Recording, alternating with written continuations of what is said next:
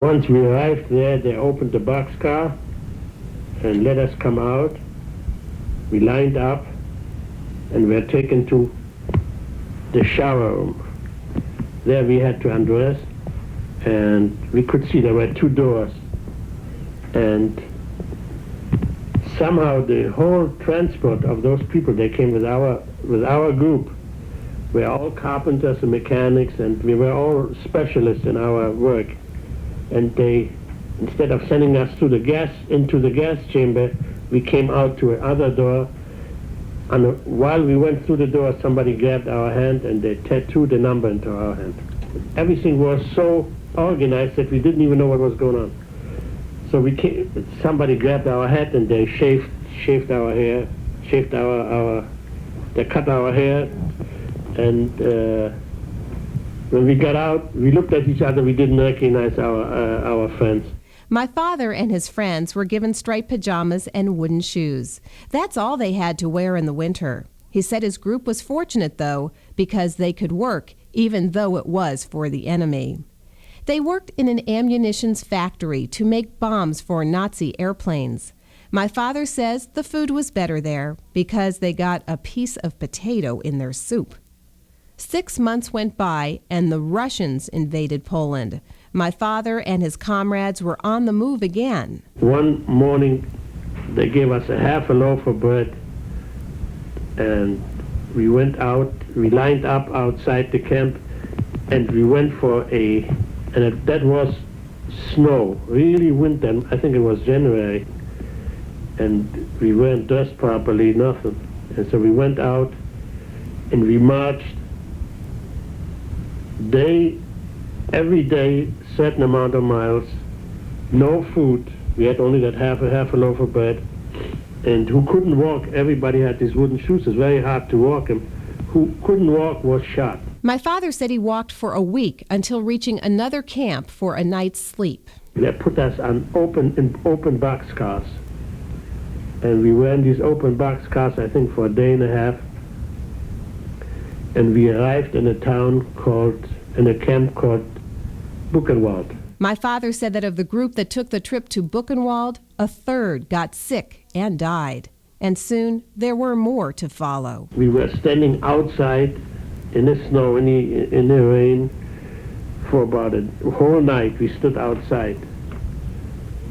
And then they gave us a cold shower. They took our clothes off, and they gave us a cold shower, and they put us outside without any clothes. And they wanted to wash our clothes, but something happened with the water, and we stood without clothes about another day. Then they gave us our clothes back. It was completely wet, and we put it on. How we survived it was impossible to describe. The Buchenwald stay was not a long one. He says they were forced to move on again.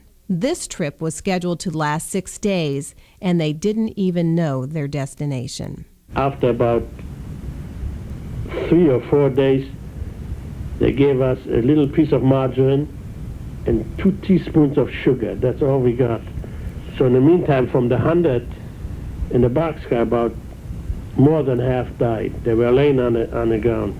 So one morning they opened the boxcar and they took out the bodies, and they left us in there, the one that were alive. It had been years since my father knew freedom. It was just a sweet memory. He was tired and hungry, and he was losing hope of his survival. Another friend and I decided that's enough. We already were very weak, and I said, you know what, we're going to die in the boxcar, or even let's jump the train. So the boxcar had these wires, was closed up with wires, so I was able to loosen the wires during the afternoon, and 4 boys of us decided to get out of the boxcar. But I was the one who explained to them, don't jump far, because the guard will be able to see you.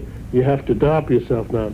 So we 4 got out of the window, 2 jumped far, and 2 of us, including myself, we jumped close, and they shot the 2 that jumped far. We 2 dropped ourselves, and the train went by, and we got up. And so we met after, and we hugged and kissed that we survived, and we started walking. Their walk took them to the doorstep of a Czechoslovakian farmer who gave them some food and sent them down the road to another farmer who gave them shelter for the night. The next day, a Czech policeman came on a bicycle, and he said, "You know what? We know you're here.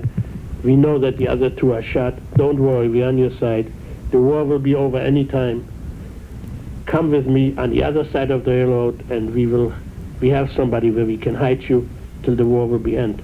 In about 2 weeks, the war was over, and my father's new life began.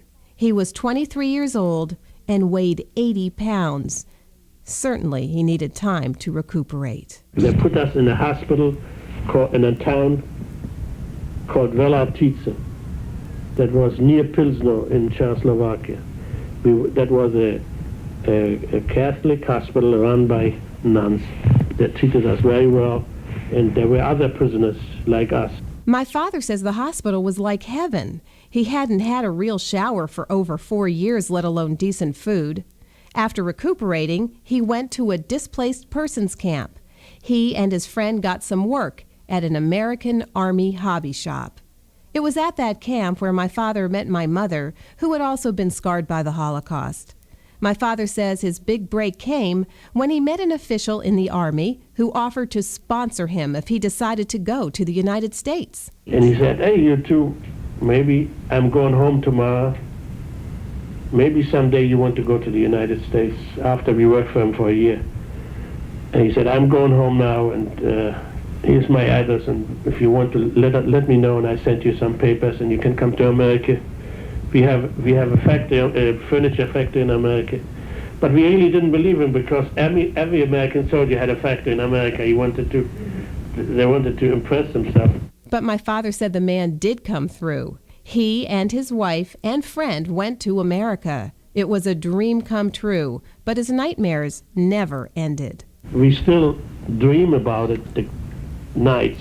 I get up screaming sometimes in the night, because it's funny, but the people, you still wake up and you're in the middle of the camp, and you get hit over the head without any reason and all that, and you don't know where, and you see a friend who you saw in the evening, in the morning they carried him out dead. My father said he can't escape his memories. I asked him if he ever thought a similar situation could happen again. I don't want to even think it should happen again. God forbid it will happen again. I just don't want to think it should happen. It's painful for my father to recall the terrors of the past, and even more terrifying to contemplate them for the future. He said if people would only pay attention to the wise words of concentration camp survivor Pastor Martin Niemöller, maybe future Holocausts could be prevented. The German clergyman said, "First the Nazis came for the communists, and I didn't speak up because I wasn't a communist. Then they came for the Jews, and I didn't speak up because I wasn't a Jew. When they came for the trade unionists, I didn't speak up because I wasn't a trade unionist. And when they came for the Catholics, I didn't speak up because I was a Protestant. Then they came for me, and by that time, there was no one left to speak for anyone." I'm Judy Fertig. Thank you for listening.